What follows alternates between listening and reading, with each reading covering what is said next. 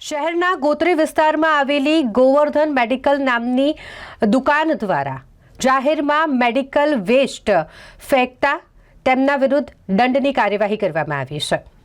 જાહેરમાં મેડિકલ વેસ્ટનો નિકાલ કરવો એ યોગ્ય નથી। એના માટે કેટલાક જરૂરી નિયમો બનાવવામાં આવ્યા છે। તમે કોઈપણ મેડિકલ વેસ્ટનો જાહેરમાં નિકાલ ન કરી શકો, કારણ કે એનાથી પર્યાવરણને અને સાથે સાથે લોકોના સ્વાસ્થ્યને પણ નુકસાન પહોંચે છે।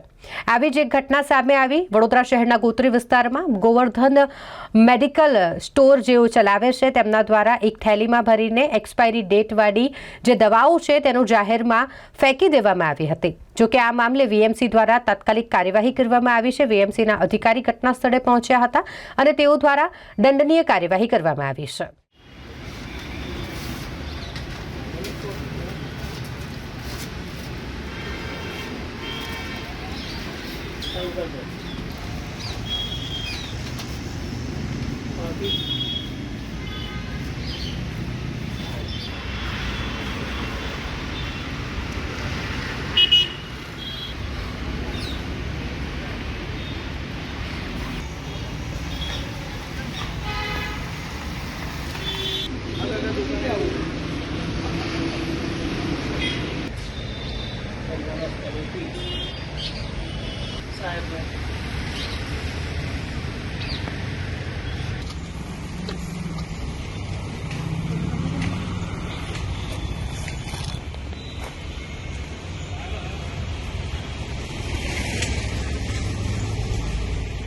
વોર્ડ નંબર 9 વહીવટી વોર્ડ નંબર 9 ગોત્રી વિસ્તાર મેડિકલ કોલેજની બાજુમાં જીએમઆર હોસ્પિટલની બાજુમાં ગોવર્ધન મેડિકલ સ્ટોર જાહેર માર્ગ ઉપર કચરો નાખવામાં આવ્યો હતો।